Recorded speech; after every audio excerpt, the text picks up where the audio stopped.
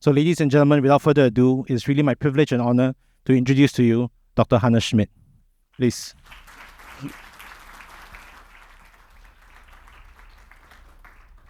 Well, Robin, thank you very much. And I'd like to thank you that you gave me the opportunity to be here today and tell a little bit of my story. Well, if I really tell everything, then you have to stay here for another week because that takes so long. But I prepared a little short video. It's like really powerful and gives you a little bit an intro of who I am. Each photo tells a unique story. And each story becomes a stunning photo. Eine Geschichte zu erleben war mir nicht gut genug. Ich musste sie leben. Realität zu inszenieren, das war mein Ziel.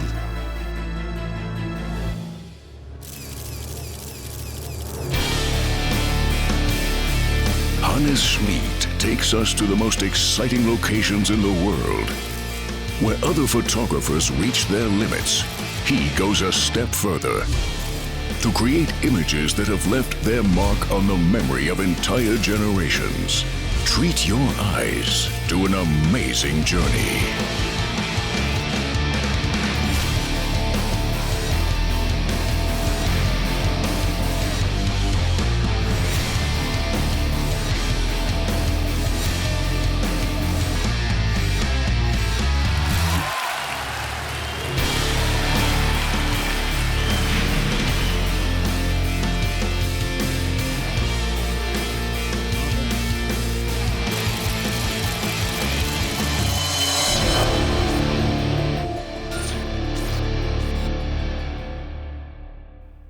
Well, where did it all start? 1946, little Hansli was born in Switzerland, in the mountain. But that was just post-Second World War, so we were a very, very poor family. We were 4 kids. And school, well, when I didn't have to work, I was allowed to go to school, but mainly I was not at school. I had one pair of shoes, and they were actually used for the winter, and it was already a big kind of a business that I every winter got a new pair of shoes because my feet were growing. So growing up there gave me the roots. I was goat Peter, I herded sheep and goats, and my family got in return cheese, butter, and milk. But then I had a chance, after I finished 6 years of primary school and 2 years of secondary school, to take an apprenticeship as an electrician. And when I finished my job, I thought Switzerland became a little bit small to me. And I immigrated to South Africa. And in South Africa, I discovered my love for photography. I studied shortly at the University of Cape Town, but then I realized that actually I cannot learn much at the university because this professor, they only talk about photography and by themselves they didn't take picture. So it was for me a bit alien what I do there. So I started traveling Africa. 4 years I traveled to Africa. But that time there was hardly any photo laboratories around, so I had to send my pictures home, my film home to my sister. And my sister, she would send it to Kodak. And then but she would never send me my pictures back to me because I was on the go. But she had letters, airmail, posta restante, and in the letter says, "Oh, Hannes, well, there were a lot of dark ones and a lot of bright ones, and I think that was a good one." So actually 4 years, I have not seen one single picture I've taken. After 4 years, I arrived at home, and I was disappointed because I thought I have my big, big pictures. But yeah, she was right. A lot were dark, a lot were like too overexposed. And then I got another job offer to go to Singapore for a Swiss company. So I came here in 1972, and Singapore was totally different at that time. It was the start of everything here. And I had a job as an electrician, but I thought, no, it's not my life. So I moved to Bandar Aceh in an orangutan rehabilitation station. And that was very, very special for me because I'm not a scientist, that I was like helping, to bring babies, orangutan babies back into the wild. And that was really an amazing time for me. So I spent nearly 1 year taking care about orangutans, taking picture, be very close to them, and learn a lot about a different life. Well, at the end, I didn't know who learned more from whom, if I learned more from them or they learned from me.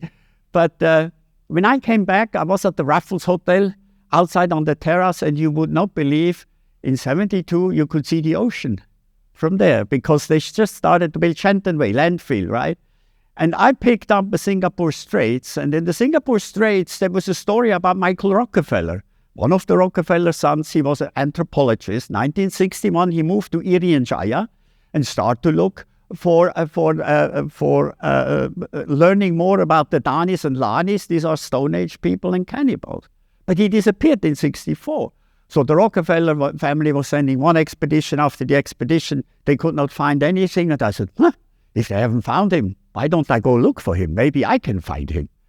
Because, you know, I have a lot of experience living in the jungle because I learned it from the orangutans. So I went to Jakarta. I filed for a permit, but they denied my permit. So I took a job on a boat, on a Chinese boat as a chef. And so I traveled to Ambon, Sorong, Biak, Jayapura, went off and packed my backpack and started hiking. Well, it was a long hike. First of all, there was no road, there was no path, there was no nothing. And it took me nearly 3.5 months till I made it into Vamina, into the mountains where the Danis live. It was a very rainy day. And, you know, I knew how to do my bed in the jungle. And suddenly they appeared very quietly. And then the arrows were flowing, so they were shooting at me. I had arrows sticking my chest in my leg. They started beating me up. They catch me on my feet, and they were slapping me over rocks and stones and threw me into the pig stall. And from then on, I had to share my life with the pigs. So every second, third day, they took me out again, start beating me up. And then I was crawling in the mud. I was begging for my life. I was crying. And then they stopped back into the pig stall. And I had no idea what's going on. I just thought, I'm not going to live long up there because it was very terrible. So after 1 month, with this kind of in and out, I was moved to the women house. So I had to live with the women. And you see, the kind of level is warrior, men, boys, pigs, women, and then it was me on the very bottom.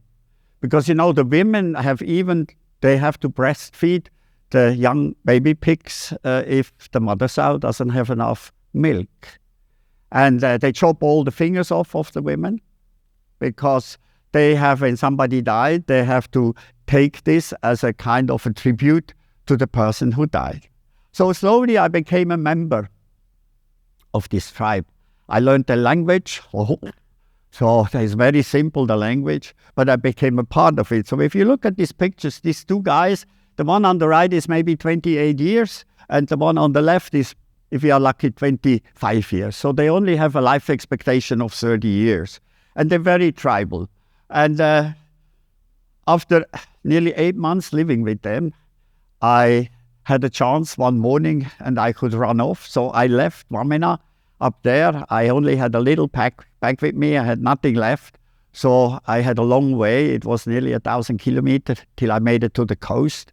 And on the coast, I was very, very ill. I got picked up by the Kuruwais. This is another tribe. They have another type of cannibalism.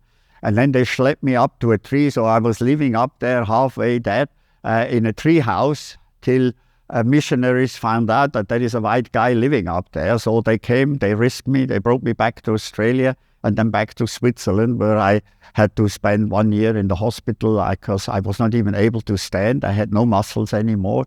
I was very sick. I had malaria, I had dengue, I had encephalitis, I had typhoid. And it was really not a very little chance that I survived. But because I was away already nearly 10 years, one of my friends, he was A&R, artist and record of phonogram, record company. He always came and visit me in the hospital. So there was that one day he came and said, Hannes, there's a great concert, a rock concert on the big stadium in Zurich. Do you want to come? I said, oh, I've never been on a rock concert. I said, you have to see this. This is really wild. So we went to this rock concert, and the band was called Status Quo, rocking all over the world, you know, like really rock and roll. So, well, when I went there, I was fascinated because actually the people, they were like my tribes, you know, they were all shaking their fists, and the band was like shaking their heads like crazy. You know, I was like, what's going on here? The music was awful. You know, it was loud, it was wrong, but nobody cared about it. You know, everybody had just this crazy time. And then after the concert, he took me to the dinner with the band. And, well, the band came in, we were a bit early. And then, you know, Rick Parfit with the long hair, he came in and said, "Who's this guy?" And then my friend said, "There's a photographer." He said, "Get out of here. We don't have dinner with photographers." That time, rock bands didn't want to see journalists or photographers, right? So he said, no, he's a crazy guy. He used to eat rats, mouses, and he used to live with cannibals.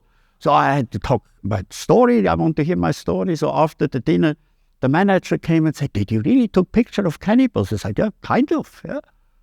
He said, "Then you have to shoot my band." So the next day I had a photo session with the band. And for them, I was not a photographer. I was a crazy guy. So they were halfway naked in the hotel room. They poured champagne over their head. They took the curtains down, and I just was clicking away. So 2 days later, I showed this to the manager. He said, "My God, what have you done with these guys? They hate photographers. Do you want a job? I could use you." I said, "Well, yeah, actually, I have nothing to do, so why not?" So a day later, I packed my little backpack and I joined them on tour. And this is 8 years, 257 rock bands, from AA, ABBA to Zed Zappa, so AC/DC, Rolling Stones, and then also Nina Hagen. And Nina Hagen changed again my life. She was this young punk rocker from the German Democrat, from the DDR, you know, and so I became her photographer. And then there was a German magazine, German Vogue, so they wanted to have her on the cover. They were sending her with a photographer to London, but then the photographer treated her as a model, and she said, "I'm not a model, I'm a rock star." And she walked off. She said, "I want my photographer." They said, "Yeah, who is your photographer?" Hannes. But Hannes, can he do fashion pictures? She said, "No, he doesn't need to do fashion picture because I want to do different pictures." So what we did in London was so outrageous different that then German Vogue came to me and said, "Hey, would you do a winter fashion for us?" I said, "Winter? I'm sorry, I never did fashion photography." "Yeah, can you do something special?" And that was also a time I started rock climbing a lot. So I called my friend in Interlaken and said, "Hey, can we climb the Eiger Sanction?" He said, "Are you crazy with models?" "Yeah, you know, we schlep them up, we put ropes in the wall, and then we pull them up, and then we hang in the wall, and then we do these pictures." And then we went to the train company, Jungfrauenbahnen, because there were 3 big windows in the middle of the wall. So I asked them if they can open the window, because we cannot make it from the bottom, but from there, actually, we can make it to the top. So we were hanging fixed rope into this sheer wall, and then we hooked the models in and we pulled them up, right? And then this was my fashion picture. I did never seen before in fashion, you know. A model tried to climb a sheer wall, snowed in, you know, and so that was the opening. From then on, a French Vogue called me, Harper's Bazaar, Elle, Marie Claire, Kenzo. I did the first fashion spread for Kenzo. And then I went on and on and on and on. And one of my big fashion story was that I tried to climb Everest with my fashion team. So we went to Lukla. From Lukla, we took an expedition part. We went to Camp 1. And then from Camp 1, we climbed, base camp, Camp 1, we climbed up to Camp 3. But then one of the models, she made a hematome. So, of course, there comes the point where it's not funny anymore. So we had to return. And this picture is made on Kalapatar. This is just opposite. It's 6,500 meters. In the back, you see Nuptse, Lhotse, Shar, a very amazing place. So I was more and more known in the fashion industry to not making fashion pictures, but telling stories. That's what I did, right? My spreads was always 30 pages, 40 pages in this fashion magazine. It was crazy.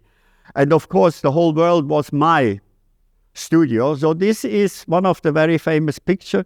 Is awarded by Time Life magazine of one of the best fashion picture ever.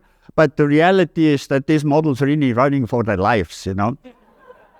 This is the Masai Mara, and I wanted to recreate from Hemingway, Snow on the Kilimanjaro, you know, carrying Blixen, because I always took these stories where I then wanted to implement in my fashion. And well, it was 2 weeks already we were shooting, and I still had this picture in my head that, you know, the troupe is like walking in their beautiful clothes, and then on the back you see elephants and giraffes and zebras, right? But the problem was on that last day where we had to shoot this, well, there was no giraffe, there was no nothing, there was not even the elephants. And then, you know, I was like, hey, we only have 1 day left. So there were elephants, but they were hiding in a forest. And then we tried to chase them out, with the rangers, but they wouldn't go out. But then I saw one elephant coming in the distance. So I placed my models in front. I was on the roof of a Land Rover, right? Safe, of course, up there. And so then I thought, you have to wait. The elephant is very slow. I need it bigger. I need it bigger. Wait. So in the last moment, I saw that she has a baby and she was attacking us. So she was like, and off it went. So they were ready for life. And the guys who were supposed to protect us, they threw the guns away and were running faster than anybody else, right? But then in the last moment, the elephant turned around and went into the forest. I start to realize, you see, it's a very gray sky. So there is a storm. So the the herd was faster. She with the baby was slower. So actually we blocked the way for her to go into the forest. And so I had like one story after this, because I was able to produce picture who looked real. My stories were real. Everybody believed that what they see is real. Suddenly, advertisements started to recognize me, and I was the guy who did Camel Trophy. I did all this big cigarette campaign because the cigarette people wanted to have reality on that picture. And that was the day where I got a call from Chicago, from Leo Burnett, since more than 30 years they do Marlboro.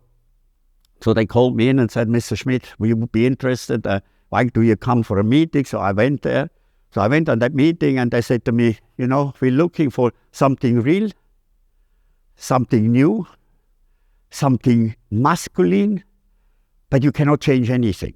Because Marlboro is actually invented in 1954. I said, it's a bit difficult to do. So the cowboy is a cowboy. You want to do? He said, yeah, why don't you try? So I became a test shooter. And it was an accident, like so many things, but I discovered a totally new way of picture Marlboro. And this is in sunsets. It's quite complicated, but it was a problem that it was very early in the morning.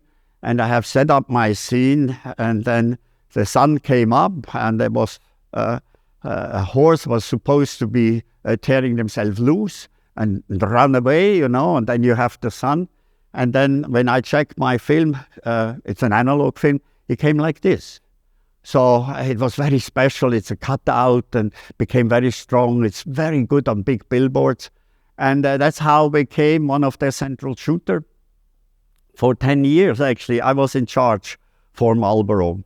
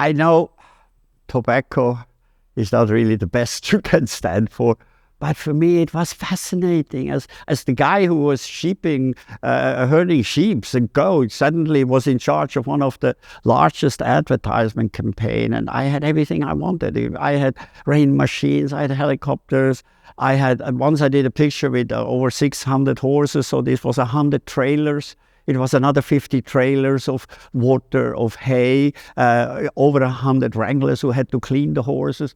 And then, I was spending all that money, and there was that the herd is running, the sun comes up, everything was perfect. The herd had to run for 6 months before on a meadow, so that the guided lead of the horses was be able, so we could direct. And then the sun came up and everything was ready. The horse started to run, and then the cloud went in front of the sun. So that was about the $500,000 spending in one morning. So, but it was interesting for me. In 2021, I was invited at the Biennale in Venice. And everybody heard about this new American artist, Richard Prince.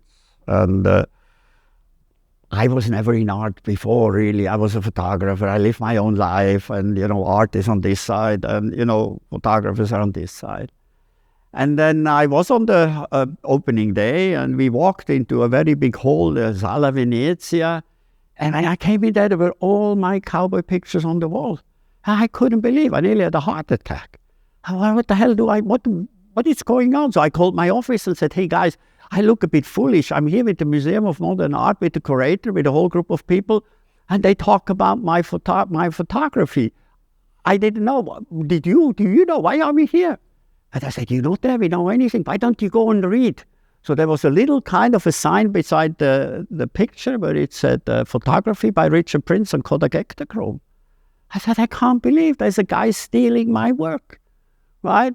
And then they were talking about, this incredible masculinity, this depth of these pictures and this uniqueness. And I said, what is this guy talking about?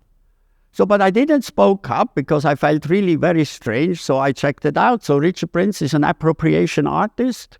He's appropriation others artists' work and makes it to his work. And I said, hey, this is violating my copyright. So I took the lawyer, went to New York, he came back very small and said, he has over 200 cases. And at the end, he always wins because in America, there's a law, it's called fair use. So American artists can use the work of other artists, and as long as they create a new context. So his context was that through the tobacco legislation, America will lose one of their most important heroes, because when it's not on the billboard and not advertised anymore, everybody forgets about the cowboy because it doesn't exist anymore. So and then I was very pissed because, he sold my photographs that time for $500,000 to $700,000 a piece. I mean, they were auctioned on Christie's. And my wife, Singaporean artist, right? We sit at home in Switzerland, and I was so frustrated. She said, we are Chinese, she's Chinese, when something happened like this, we think about if there is not something good behind. I said, very typical Chinese, right? She said, yeah, just think about it. Photography is a reproduction art, right? Richard Prince only has a reproduction of your reproduction. Well, because I photographed it, it was printed on a magazine, and then he copied it. She said, if you could produce a unique piece of your appropriation yourself, you could maybe stand beside him. I said, what do you mean? She said, you have to paint it with oil on canvas in photorealism. I said, brilliant idea, but I can't paint. She said, we Chinese, if we don't know how to do things, we go in the cellar and we practice and we practice and we practice. And I said to her, do you think now I have to go in the cellar? She said, yeah, well, if you want to claim back your work, you have to go in the cellar. Well, as a husband, you follow the wife's direction. So I went in the cellar. By 2028, I had the first 6 pieces, and they looked very good. So with these pieces, I went to New York to Gecko. This is the largest gallery in the world. They're representing Richard Prince. And then, of course, they said, it's very good work, but unfortunately, this is conflict of interest. They were sending me to another gallery. So the other galleries took my work, and in August 2028, there was an opening, and that changed my life. Overnight, in the Museum of Modern Art, I was handed from one museum to the other with my painting. So I became an artist. Very easy. You just have to paint, right? But it was very difficult for me because it's a very precise work, but it gave me totally new kind of perspectives. At the same time, British-American Tobacco Race came to me and said, look, we have a big problem. We're spending millions on the Formula One team, but because we have Honda engines, we never win. We're always the last and the second one. And in Formula One, you only see the guys who shake the champagne. The other one, they're not even on the TV anymore. can you do something? So I looked at it and I said, well, the Formula One car is an art object. So, but not when it's on the grade on the floor. So you have to sell it, you have to put it straight up. So that's what I did, right? And then I had the idea, because Pierre Cardin is a close friend of mine. So I said, why don't dump we a Formula One car into the swimming pool of Pierre Cardin? So that's what I did. This is Jacques Villeneuve who is laying there, right? It was supposed to be a show car. And it came at 2 o'clock from Monza in the morning, and then we put it on the crane, and then the guy who drives the crane said, it's a very heavy car. I said, look, I have no idea how heavy a show car is, just dump it in the pool, right? So we dumped it in the pool, and then after 5 minutes, there was these beautiful rainbow colors coming up. I said, shit, something is wrong here. So it was a real car, unfortunately, you know. So we dumped the real Formula One car into the swimming pool of Pierre Cardin. Well, then the next morning, the guys came, the mechanics came, and they said, are you crazy? You know how much this car costs? I said, look, I'm very sorry. So they called Jimmy Remijewski, the CEO of British American Tobacco, and he said, I don't know what your problem is. If I look at the bills I get from you, I pay every race a new car. So where's your problem? I always said, be careful with this guy. You have to put him in a cage. Otherwise, he goes pursuit. And then the problem was that I realized, I was a member of the team. And I thought, look, if you really want to have more PR, more returns, we have to do something special. He said, what do you have in mind? I said, look, why don't we try to establish a land speed record on the salt flats in Bonneville, right? And so this was a huge project. And, Jimmy said, oh, then we can write motorsport history. I said, yeah, it's the first car, never ever tried, right? So we put teams together. There's a movie about it. I did a cinema movie about this whole thing. It's called Bonneville, the Final Run, and that's how I brought a Formula One car in the salt flats. We spent millions and millions and millions. We burned 18 engines because a Formula One car is not made to go on high speed for a long time. They made to speed up, speed down, and go around the corner. But after 1.5, 2 seconds on 18,800 RMP, the engine blows up. So the team had to build new engine, they had to do things, and everything had to be in this perspectives of the FIA. So it had to be an official Formula One car. So then on the day we were supposed to do the night before it started to rain, right? And I said, well, I don't care, because I knew that this car is going to be, the salt water is very intensive there. So I had it run, and then when I had this picture, I went back to Jimmy and said, Jimmy, look, I'm sorry, I failed. We got rained out. And I said, this is probably the most expensive picture ever taken. So I put it on the table. And he said, what do you mean? What do you mean? I said, yeah, I understand if you're not going on, because, we blew over $35 million already for this kind of stunt. And then he said, Hannes, big company have big dreams, Sometimes it takes longer till a dream become true. I said, what do you mean? I said, get out of my office and keep on working. So at the final end, we achieved that whole thing. And so this is all my life I was in, I also in 2013, the advisory department of PricewaterhouseCoopers came to me because I had an exhibition in Switzerland. And they wanted to talk with me because they just had put the claim out, transformation, because transformation became very important. Because everything then, it was in transformation, the society, the nature, everything. We human, everything is about transformation. And so they started to take my life as an abstract form of transformation. So from then on, I was on all the economy forums, I was holding talks in Davos, internationally, from San Francisco to China, here Singapore. So I was actually living out of a suitcase, and I did nothing else than telling my story. And I also had a special art project. It's rooted in Singapore. It's a Wayang. Singaporean know there is this theaters, Phillip Street at the temple once or twice a year. They come there, they build up their red chairs. They are actors and they play. So in the chairs are reserved for gods, ghosts, and deities, and nobody has an entry to it. So I started to discover this in '98. And started to do a project. It's actually supported by UNESCO. It's a World Heritage project. I tried to Lee Boon-yang, that was the former minister here of culture, to actually do a bigger thing for Singapore. But it was very difficult because we had actually done a storyboard for a film.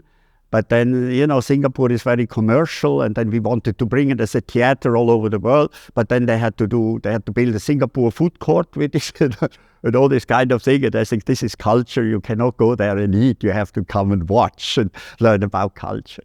And through that, I was in Thailand. In Thailand, they have in Udon Thani, it's a small town, they have a very secluded Chinese group of people living there like for 300 years ago.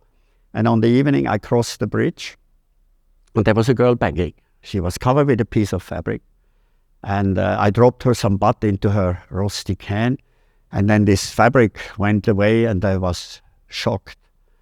I didn't expect that to look in a face who had a white eye was burned, like the whole body was burned, and I couldn't say first anything. And then I wanted to talk to her, and then a Thai person came and said, "Oh, sorry, sir, don't speak English with her. She's Cambodian. You have to speak Khmer. And by the way, she's a begging doll." I said, "Sorry, what is she?" "She's a begging doll." "Yeah, they burned her purposely that she make more money." I couldn't believe what I saw. So the next morning, I found a person, they spoke Khmer, and that's where I found Wei. When I found her, she was 13 years old. Her story is, her father, rice farmer in Battambang, had a very bad harvest. He had to take money from the Vietnamese loan shark. He couldn't pay it back. So he tried to sell his daughter. Very common still today. But nobody wanted her. So he took a blowtorch, burned her face, burned her body, and like this he was able to selling her to an old woman. And the old woman sold her on in Thailand to a begging syndication. I paid $500 for her. I packed her in a car, covered her with a piece of blanket, and smuggled her across in Poi Phet from Thailand back to Cambodia and put her in an orphanage. She was in a very, very bad state. She couldn't eat anymore. Everything was sick. But, it's just terrible. And for me, it was just a moment in life where you even if you want or don't want, you can't react different and say, I have to do something. I felt that I have to do something. So Sherilyn Cox, the woman of the orphanage, told me, Hannes, we have 250 to 300 children, mainly girls. They splash in assets. They burn them.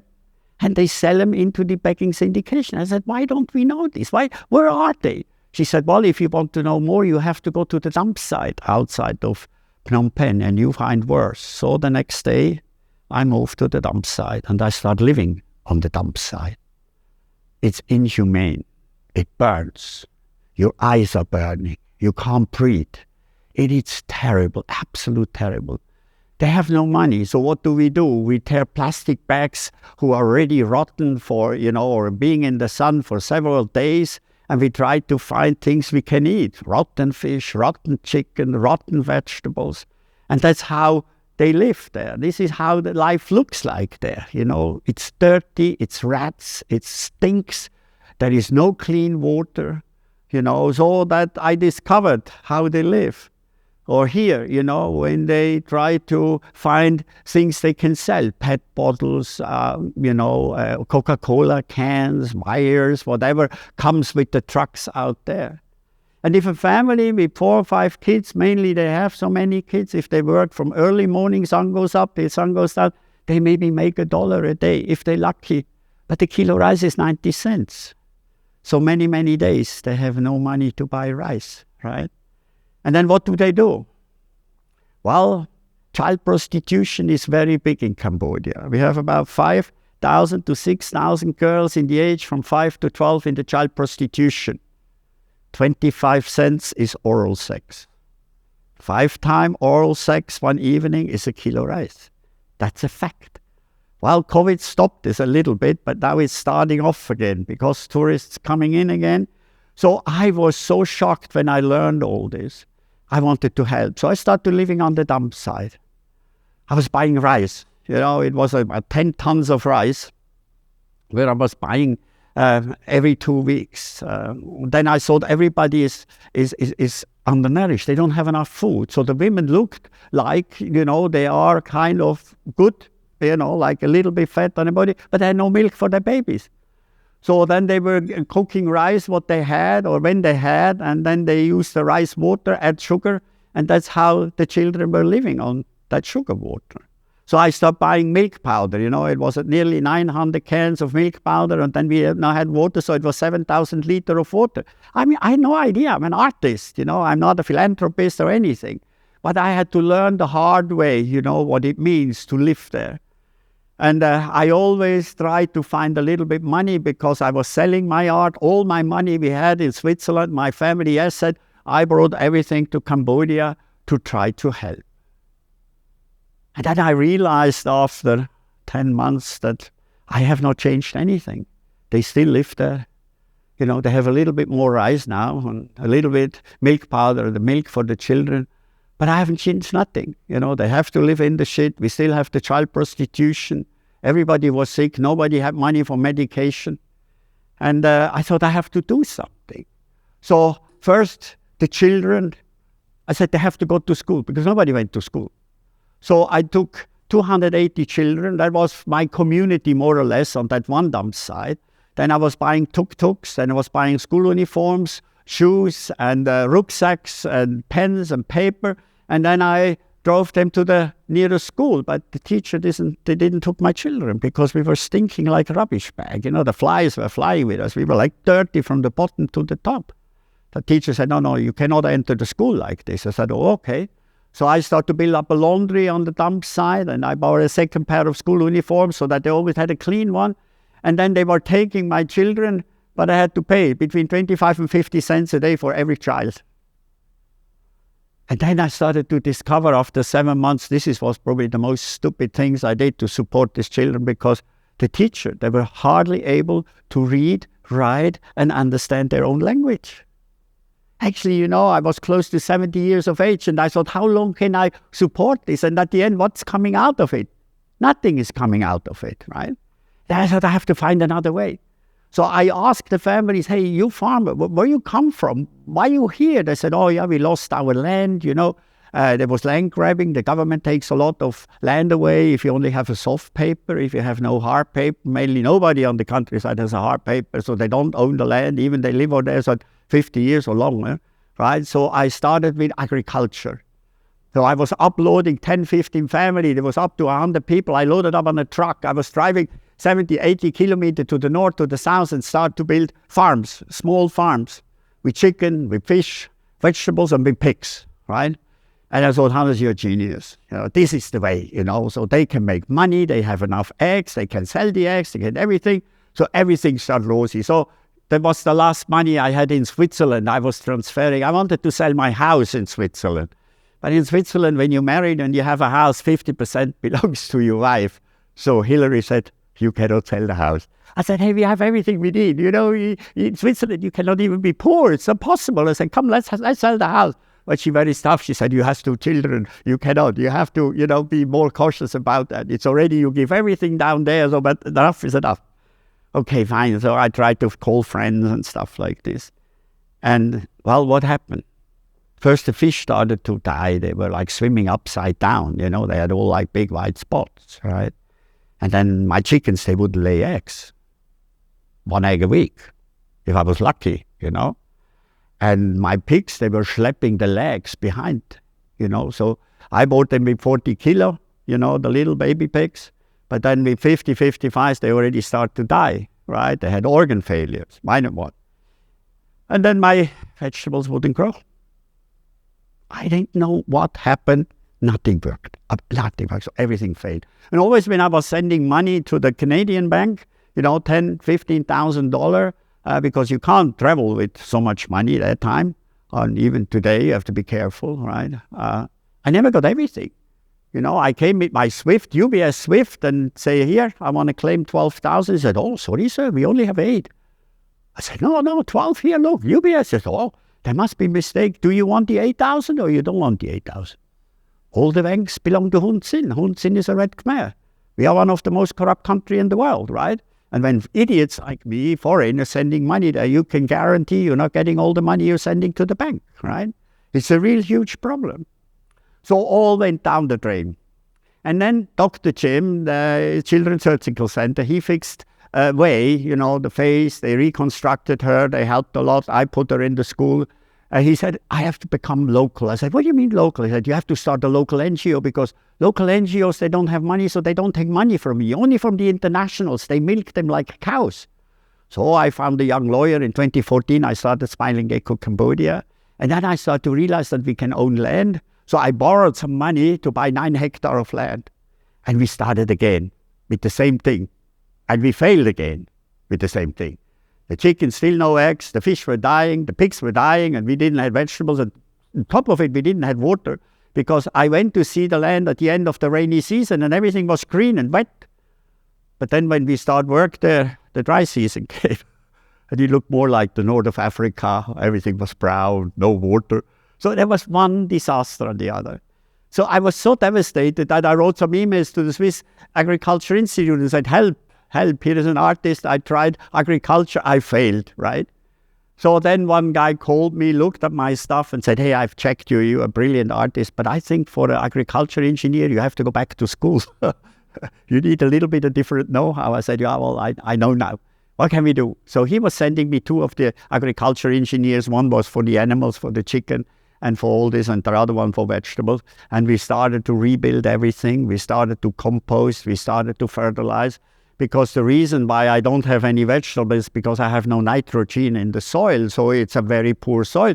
And then the engineers, they were asking me, does the other farmer, do they have vegetables? I said, no, actually not. No, none of the Cambodians have vegetables because nothing grows.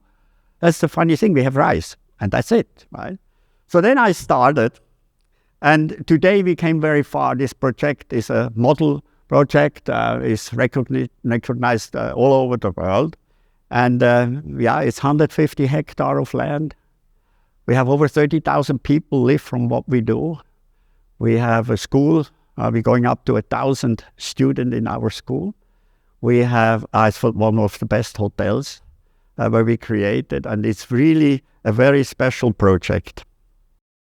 The Smiling Gecko Campus, the blueprint for a functioning community in rural Cambodia, has been created on 150 hectares of land around 80 kilometers north of Phnom Penh.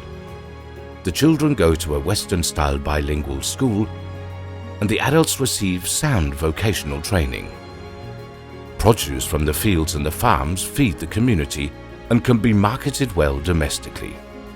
There are various handicraft businesses and the Farmhouse Resort and Spa, which is one of the most beautiful hotels in the country. The Smiling Gecko Campus, 150 hectares of future for rural Cambodia.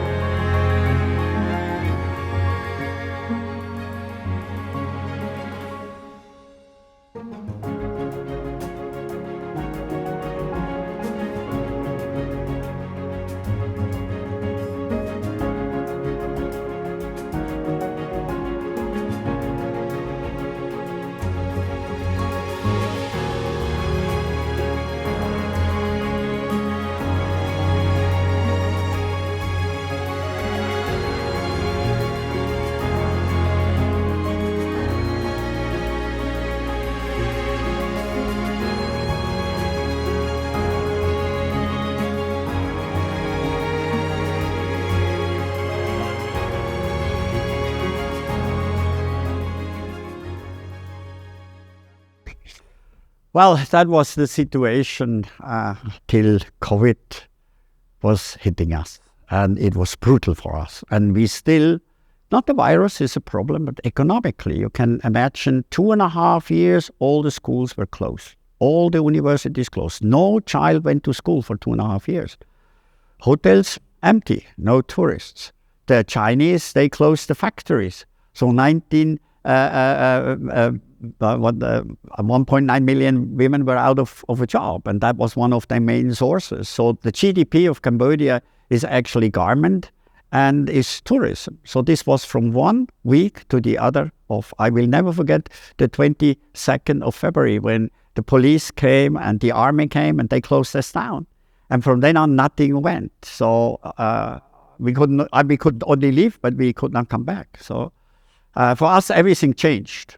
We started to discover that the people have not enough food. So there was a lot of problem to get food. They have no money because they're anyway very poor. And then we started to see that adults start to die. First ones that died were between 20 and 25 and 26. We didn't know why. And then we had orphans. Then the grandparents died. That was the second part. After 3 months, the grandparents died. And we had no idea why, till we finally find out that 80% of the Cambodians highly diabetes. And the diabetes comes from rice. Rice is sugar and starch. And when your diet is 90% starch and sugar, you've been mainly diabetes. It starts with children who've been fed on rice water with sugar. So we have a high amount of child diabetes in Cambodia, right? And so what had we do? So we changed our Smiling Gecko was orientated on economical kind of driven. We have different corporations, we have farms, we produce chicken, we produce fish, we have a hotel, we have carpentries. So we start to produce these kind of goods and try to sell it, generate our own money, so that we not only have to go and beg for money and not try to get money from the big institution, because that's difficult. So that was the situation we had. Every day, we had to go out, we had to start feed people around us. It was absolutely devastating what we had to go through. I mean, it was also dangerous for us because we had to protect ourselves. Then we went there, we gave them masks. Well, they live together on 5 square meters in a hut. They don't have running water, they don't have toilets, they have nothing. They don't even have a real place to cook. They have a clay pot. Everybody eats out of the same pot. How do you want to protect them? And how do you want to explain to people who are uneducated? 80% of the Cambodian cannot read and write their own language. The Red Khmer have wiped it out, and the government have never back implemented into their school system, right?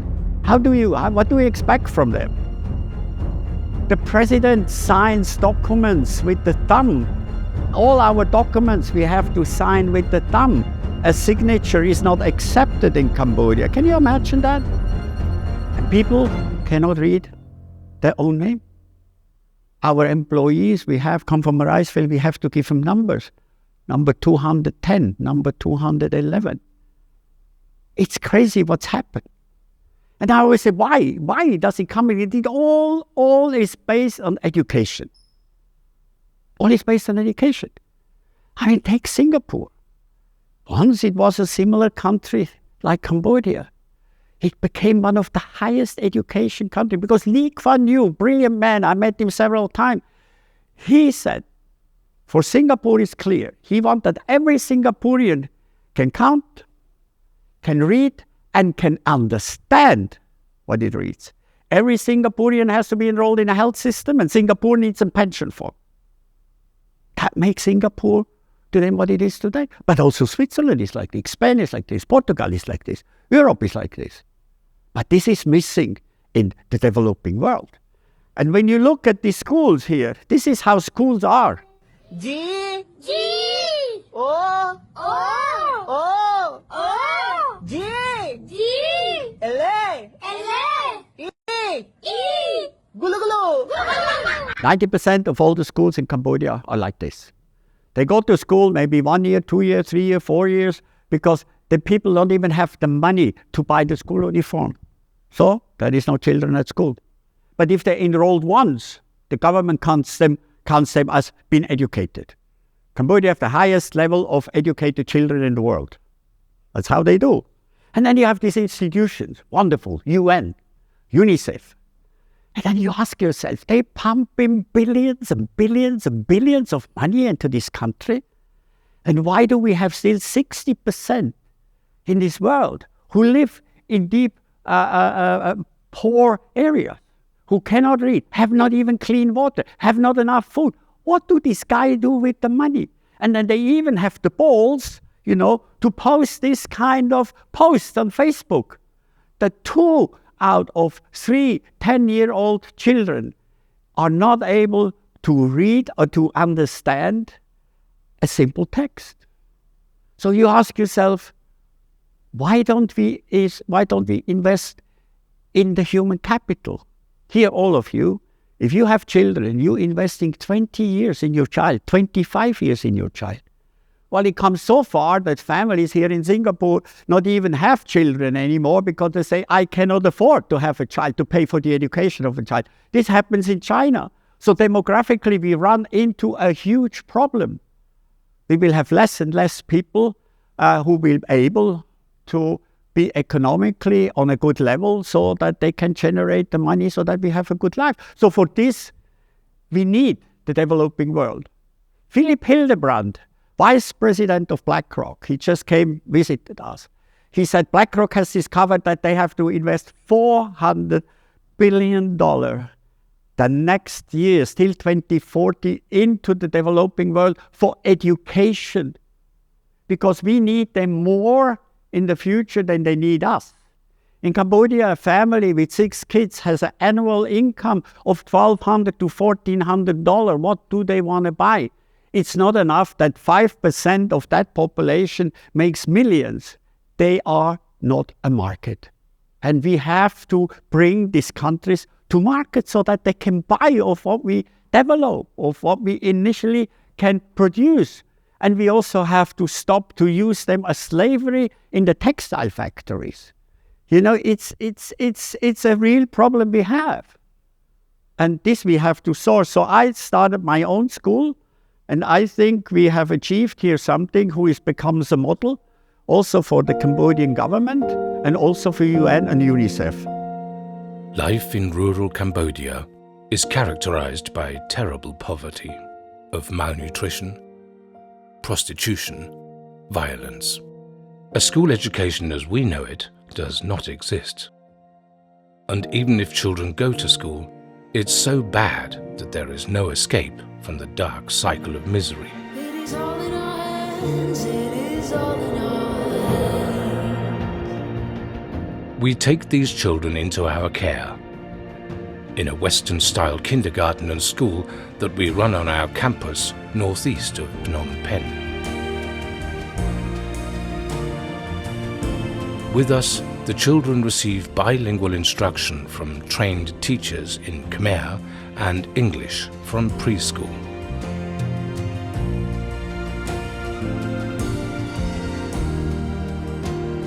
They finally get enough to eat, can take a shower every day, and even if a child is ill, we stand by them and their family.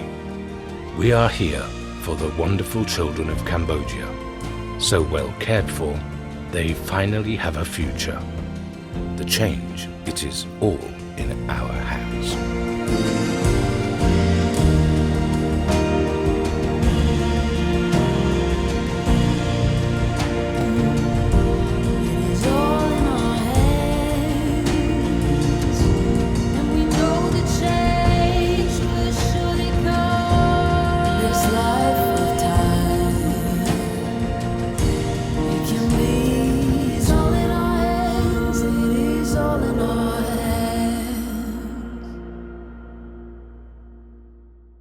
It's incredible. We have now 6th graders. They go 7th grade in August. We're building the middle school at the moment.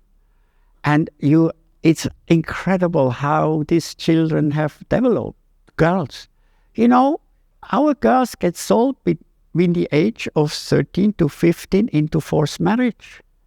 The family who makes $1 a day sells their daughters for $3,500. And who is buying these girls? These are the guys who are 55 and 60 years old. they have to work for them, and then after 2 years, when they get 16, 17, they get pregnant. So they have one child, they have another child, and then the guy, if he has enough money, he buys another one, because there is no liability between the man and the girl or the women he marries. Maybe he has to pay $100 if the girl goes to the police, but 99% all the women you see, they have children, up to 6 children from 2, 3 different men. Well, the law is 18 for marriage, but when the parents are agree, you can marry them off even with 10 years. That's the fact in Cambodia. We try to fight, and our girls, they are stand up today and say, no, we had 2 girls, 6th graders, where they came to the school running, crying, and said, grandmother just came and I have to be married off to Batampang. You have to help. So then we had the whole village came to us. They were very angry because we interfere in their whole culture. And we were talking to them and try, that they understand. And I said to them, look, I know $3,500 is a lot of money. I do understand. And also I do understand that you need this to live. But if you wait another 3 years, when they come out of ninth grade, they worth $30,000, $40,000. I said, why? Why are they worth so much? I said, well, they have a job. They get a top job. They make $700, $800, $900 a month. They can feed the whole family. And then they said, is that guaranteed? I said, of course it is guaranteed. They came back 2 days later and said that the 2 girls, they can stay in our school and can finish their grades. But that's what we have to fight for. And you have to understand, in Cambodia, the grandparents can't read and write, never seen a book. The parents can't read and write, never seen a book. So they have no relation to education. And I always try to explain to people, how can I show you how our children in our school make so much progress? We have something what no other school in Cambodia have. We have painting, we have singing, for every child has an instrument. We learn music in our school, right? We are having the local culture with theaters and everything. And I just want to show you a small video, because I'm producing music videos.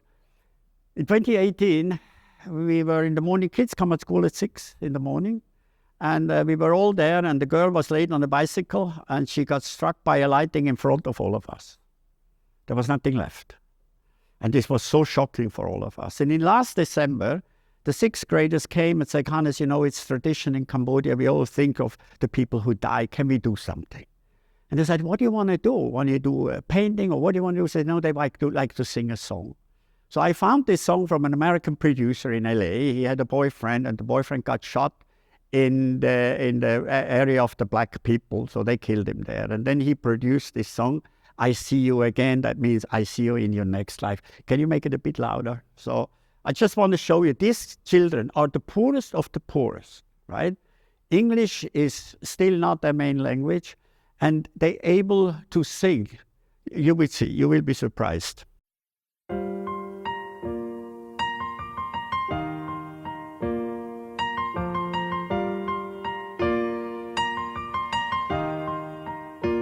It's been a long day without you, my friend, and I'll tell you all about it when I see you again. We've come a long way from where we began. Oh, I tell you all about it when I see you again. When I see you again. Damn, who knew all the plane we flew, good things we've been through, that I'd be standing right here talking to you about another past. I know we love to hit the road and laugh, but somebody told me not even last. How to switch up, look at things different, see the bigger picture. Those were the days, have forever passed. Now I see you in a better place. see you in a better place. How can we not talk about family when family are where we go? Everything I went through, you were standing there by my side, and now you gon' be with me for the last ride. It's been a long day without you, my friend, and I tell you all about it when I see you again. We've come a long way from where we began. Oh, I tell you all about it when I see you again. When I see you again. Oh, oh,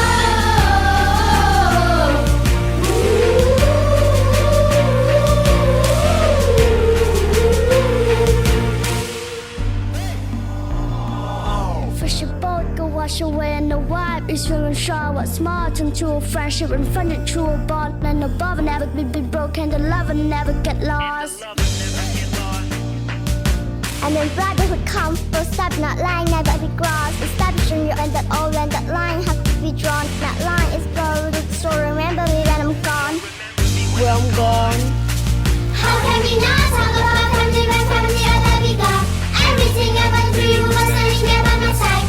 And now you got me before the last So night. let the light guide the way. Yeah, hold every memory as you go, and every road you take will always lead you home. It's been a long day without you, my friend, and I tell you all about it when I see you again. We've come a long way from where we began. Oh, I tell you all about it when I see you again. When I see you again. Oh, oh,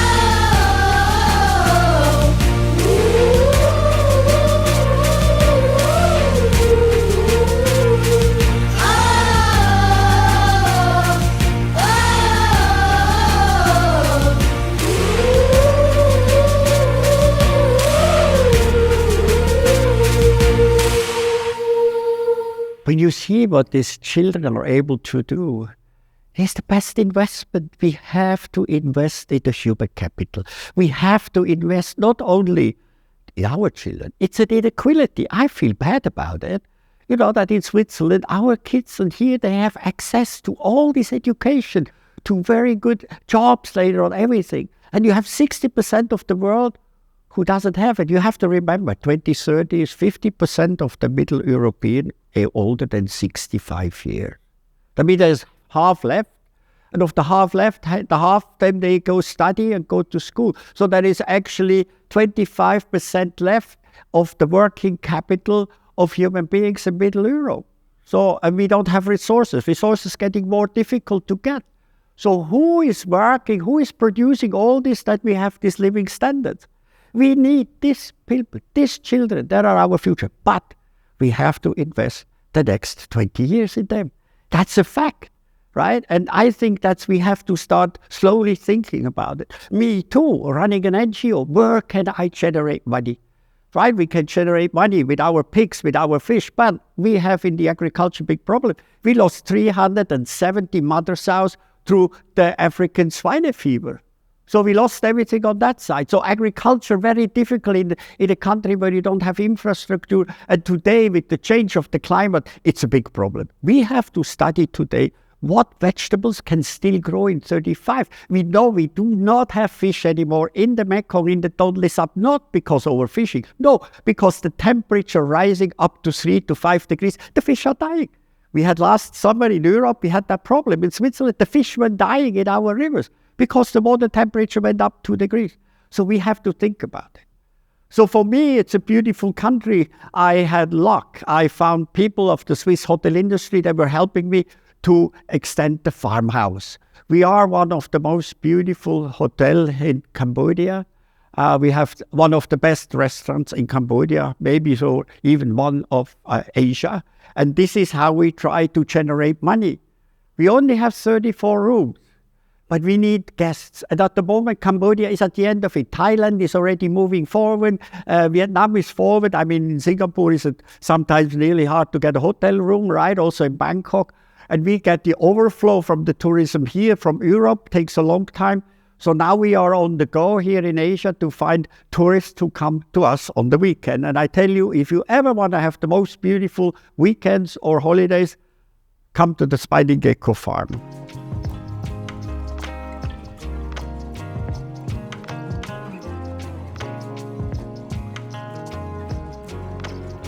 We build everything ourselves. All the houses are built by our carpentry. We have all our own teams we build. We have beautiful suites. We just finished 10 more rooms. And we also have beautiful Khmer bungalow. On this 120 hectares where we are on this side, right? We planted all the trees. There was not one single tree when we started it. We replanted everything. We're protecting nature, biodiversity, water, recycle economy, no waste policy. We try to be a model also in tourism, very important. We have one of the most beautiful spa. It's 8,000 square meters. It lays in a jungle where we grow endangered plants, special coconut trees, nut trees, leaf trees who disappear to the deforestation. So it's really a small oasis of something very, very beautiful.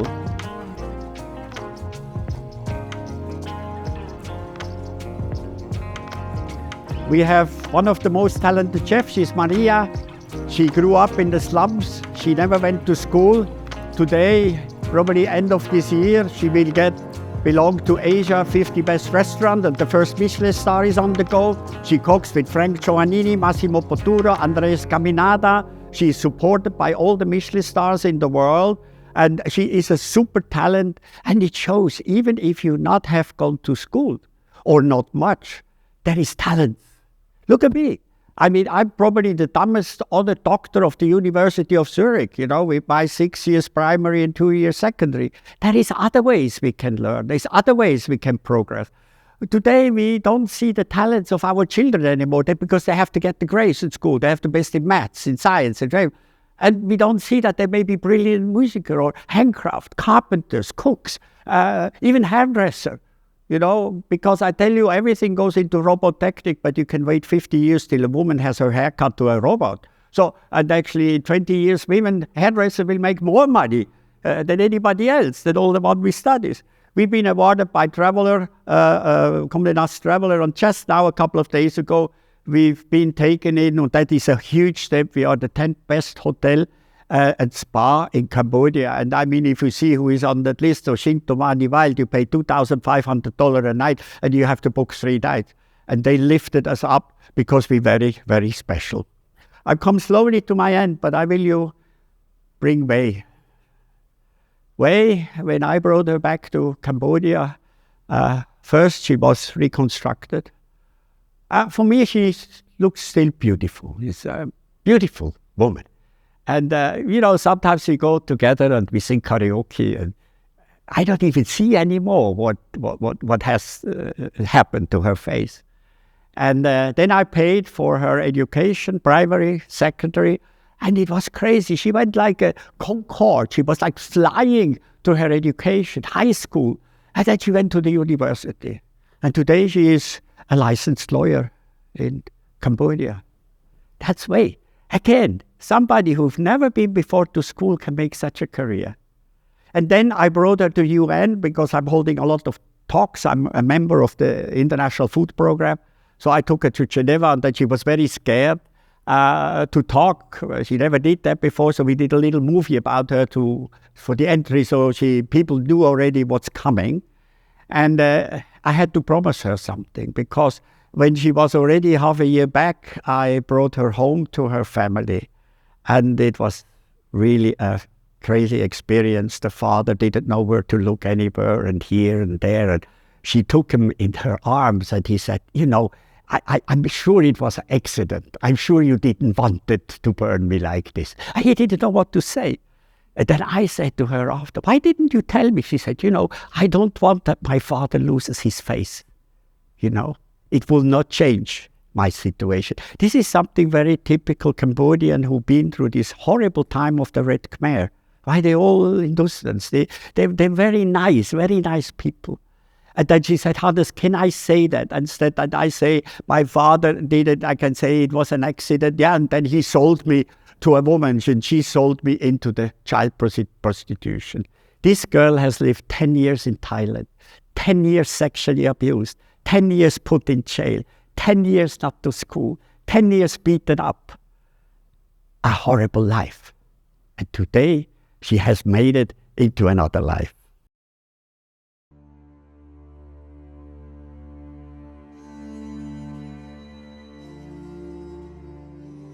Hello, my name is Katrin Val. I'm 18 years old. I come from Cambodia. I was born in Battambang province. When I was a small child, an accident happened and my face and my body was badly burned. I can't remember exactly, but I know it was very painful for me. I remember after a while, my parents gave me away to an old woman who wanted me to sell a flower.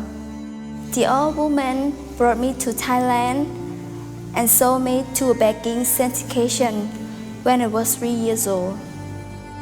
From that on, I was begging on the street, the market, and on the bridge. My day was very long. I had to start early in the morning till it was late at night. When I was 4 years old, I was begging in Pattaya.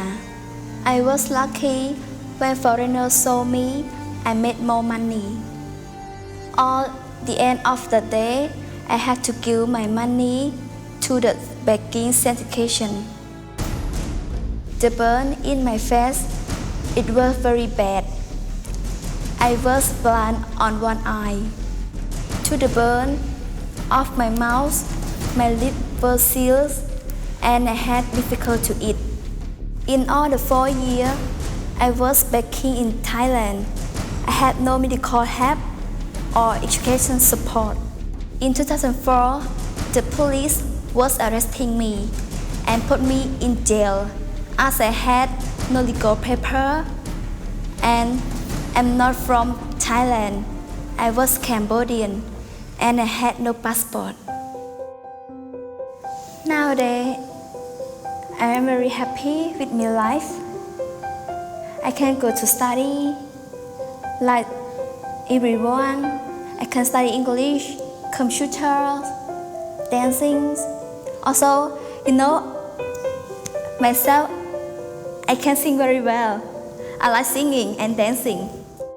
I have many of friends. They really like me. Also, I love them too. We are so close.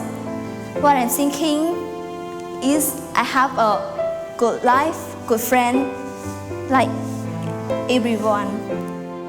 I want to study politics and environment. That's why I want to change our countries.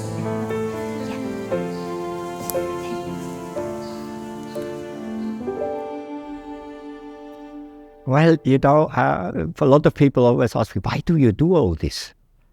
I said, look at this, look what we can achieve with this next generation, right? And okay, I'm an old guy, I'm 77 years of age, and so it's my last part of my life, and sometimes it's not quite easy, but I'm actually one of the most privileged human beings on this earth that I'm allowed and able to do this, to help, to support, and to build a chance for a new generation.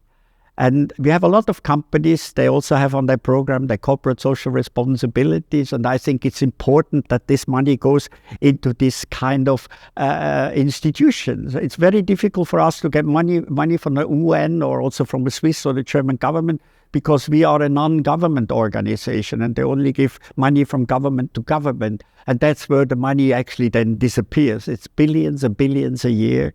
Where it just never reaches the people where they should, right? And we are fighting for this, and we get a lot of recognition now from the Cambodian government. They don't give us money, but now they want to take parts of our school to integrate in their school.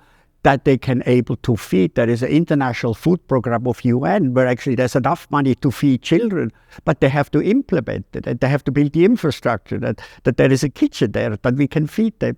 And all these kind of things, that's my job now, to go around and try to find more understanding that the world out there is not necessarily how we think the world is, and that we all very, very privileged, have to be very thankful that we can live our life. So maybe a lot of small problems don't become problems anymore when you see this. And for this, I like to thank you very much that I was able to come here. I also want, Pedro, thank you, because I know you support us for my talk here, and it's very helpful for us. We can need really every penny to go on and do what we do. So thank you very much. And now I'm sure you're hungry, so you get a nice lunch.